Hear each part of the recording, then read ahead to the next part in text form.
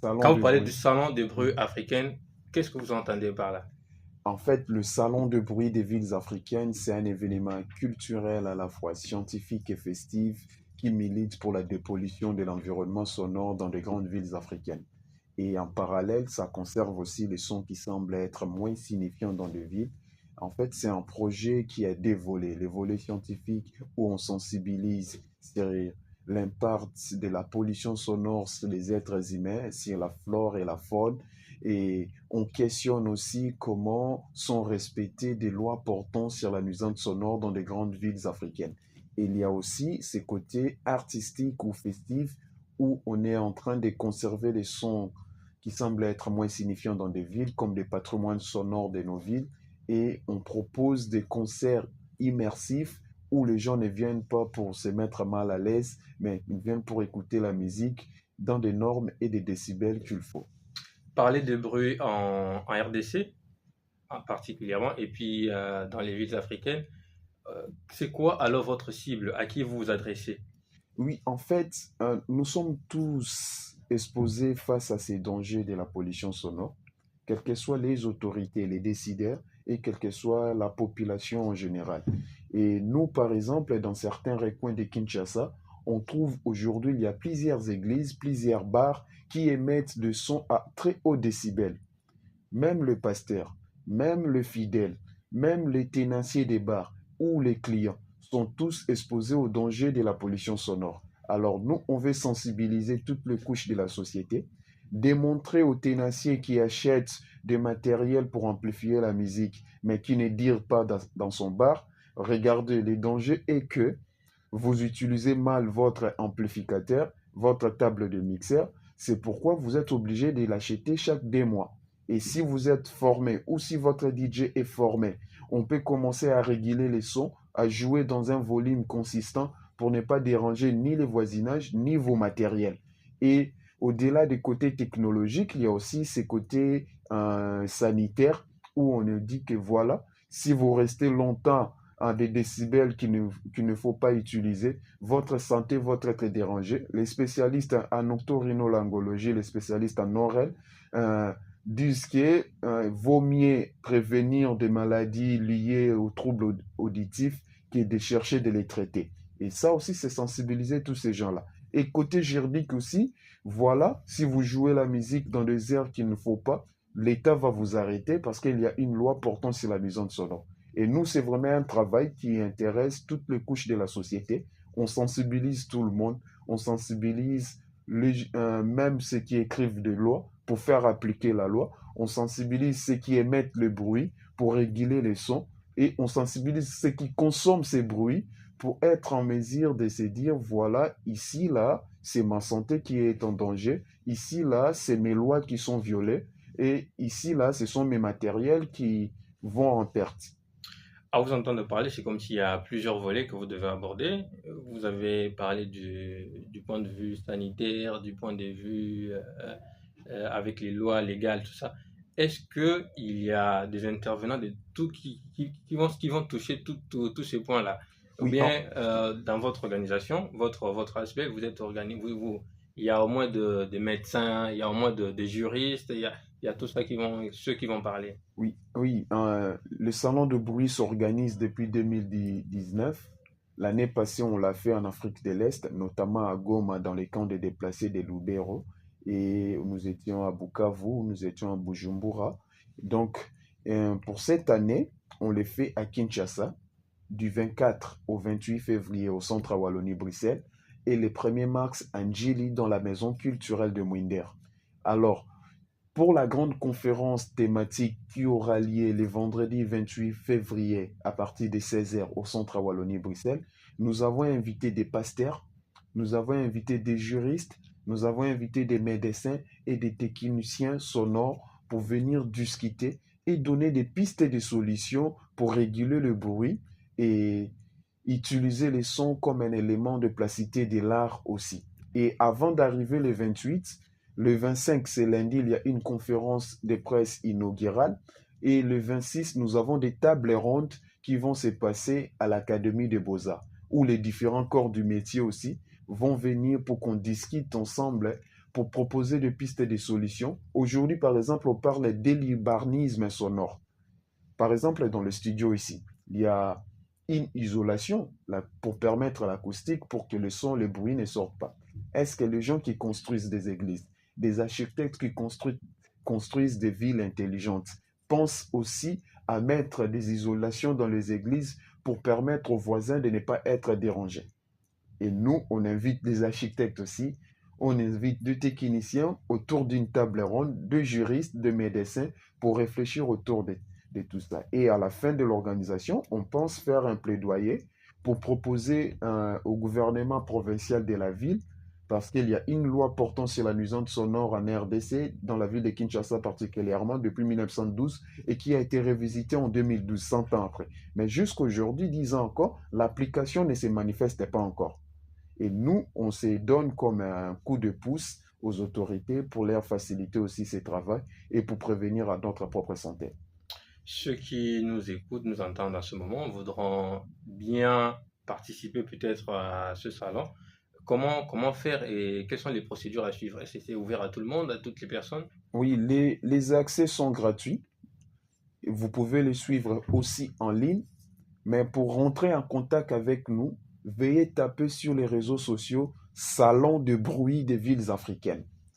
Quand vous tapez Salon de bruit des villes africaines sur les réseaux sociaux, vous allez tomber sur notre page Facebook et vous voyez tous les programmes détaillés sur Facebook. Ou soit je donne un numéro de contact. Vous pouvez nous contacter au plus 243 89 83 46 508. Plus 243 89 83 46 508. Je répète, plus 243 89 83 46 508. Vous avez une information à nous partager. Vous avez une préoccupation de bruit qui vous dérange aussi. Et vous avez une stratégie à contribuer. N'hésitez pas. Les débats seront ouverts pendant les conférences et l'accès est gratuit. Nous nous retrouvons déjà, c'est lundi 25 février à 10h au Centre Wallonie-Bruxelles pour la conférence de presse inaugurale. Et à 12h le même jour, il y aura le vernissage de notre exposition sonore pour continuer à sensibiliser sur le sujet. Et le mardi et le mercredi, il y aura des tables rondes à l'Académie des Beaux-Arts avec l'appui du DG Henri Kalama. Et le vendredi 28 février à 16h, il y a une grande conférence thématique au Centre Wallonie-Bruxelles dont l'accès est gratuit. Vous pouvez juste réserver votre participation sur nos pages Facebook. Et en même temps, vous avez parlé du salon, mais vous avez dit que ça concerne plusieurs villes africaines, Oui. alors qu'on est en RDC. Pourquoi? C'est une question que d'ailleurs je devais poser depuis longtemps. Pourquoi avoir ciblé toutes les villes africaines plutôt que la RDC? Oui, en fait, il y a des études qui ont été menées en 2019 lorsqu'on a commencé l'événement, en partenariat avec beaucoup de jeunes aussi africains et de la diaspora, dans un club dont on est membre qui est African Crossroads. Et selon ces études, d'ici 2050, des grandes agglomérations africaines comme Kinshasa, Caire, Lagos aura à peu près 100 millions d'habitants. Et maintenant, comment on peut prévenir dans tous ces dangers-là, dans des grandes villes africaines? La question ou les enjeux de bruit, c'est pas seulement à Kinshasa. Il y a des villes telles qu'Abidjan, Lagos, Caire, où il y a une population, une forte densité de population. La question des nuisances sonores est aussi abordée. Vous voyez, la nuisance sonore n'est pas forcément le DJ qui joue sa musique à haut décibel. C'est aussi ces voitures, ces chauffeurs qui klaxonnent à tout moment. C'est aussi ces églises qui émettent la musique à haut décibel. C'est parfois aussi dans nos marchés où on ne peut pas parler calmement, il faut qu'on crie. Et pour nous, on veut juste sensibiliser les gens dans les différentes villes africaines. Depuis 2019, c'est les salons de bruit des villes africaines qui étaient d'abord les salons de bruit de Kinshasa, qui part dans les autres villes.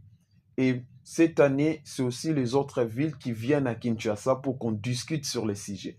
Pour la conférence du 28 février, il y aura la participation des gens qui vont venir et qui seront aussi en ligne, qui vont venir du Sénégal, du Gabon, du Congo-Brazzaville, de la France, des États-Unis, du Canada. Donc, il y a beaucoup de villes qui participent. Et nous, avec nos installations sonores, avec nos conférences, cette année, on va faire une tournée dans 9 villes africaines pour aller sensibiliser les gens, pour aller aborder des thématiques et trouver des pistes de solutions par rapport à cette thématique qui touche tout le monde. Déjà, vous l'avez dit, c'est pas la première fois que vous puissiez organiser ce salon des bruits. Oui, Et pour toutes les fois où vous avez eu à organiser cela, est-ce que vous avez déjà évalué toutes les l'impact. démarches, Mhm. l'impact que vous avez eu par rapport à tout ce que vous avez dit et toutes les propositions que vous avez eu à faire? Ouais, si je peux donner juste les chiffres de l'édition précédente, l'année passée, on a pu sensibiliser 1200 élèves de, du complexe scolaire congolais de Bujumbura, parce qu'il y a une école congolaise au Burundi. 1200 élèves ont été sensibilisés sur la question des nuisances sonores. Et 100 personnes, dont 50 femmes et 50 enfants, ont été sensibilisés dans les camps des déplacés de Lubero à Goma. Et 500 élèves aussi ont été sensibilisés au Burundi.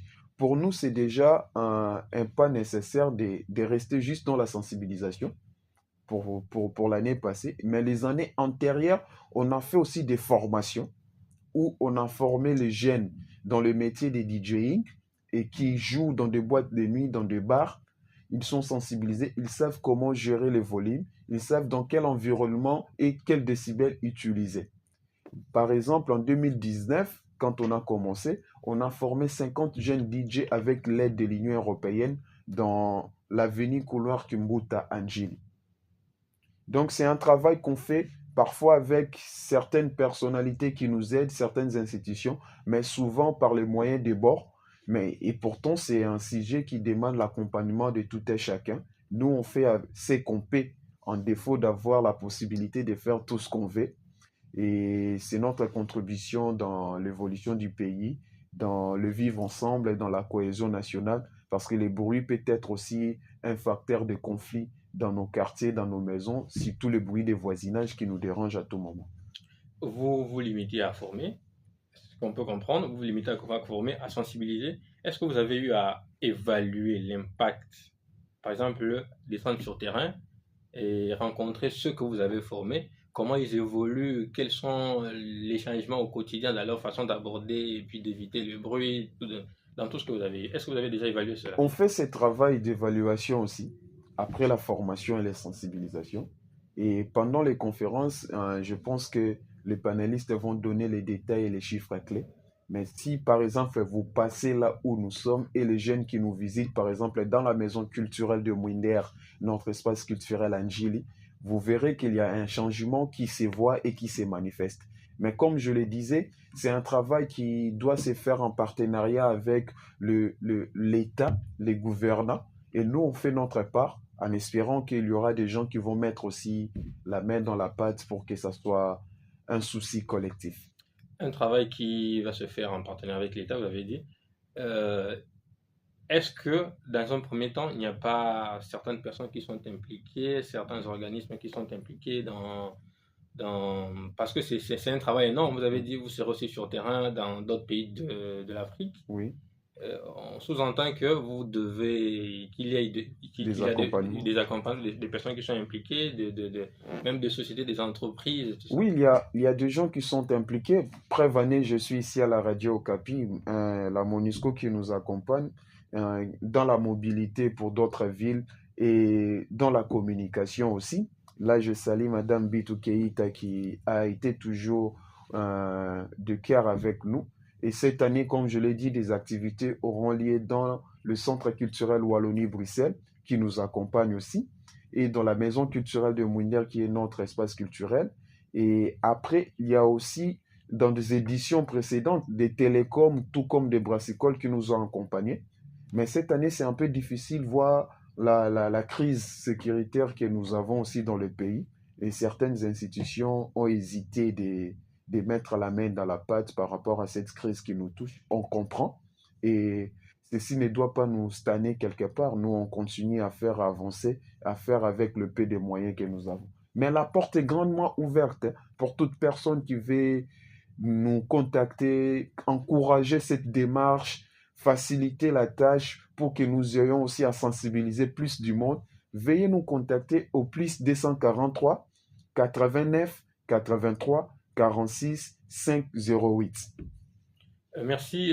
Qu'est-ce que vous pouvez dire votre dernier mot par rapport à tout ce que vous avez eu à évoquer? Je vous invite à venir participer, c'est lundi 25 février à 10 heures dans la conférence inaugurale, la conférence de presse qui aura lieu au centre Wallonie-Bruxelles à Kinshasa et de passer aussi pendant la semaine pour visiter l'exposition sonore.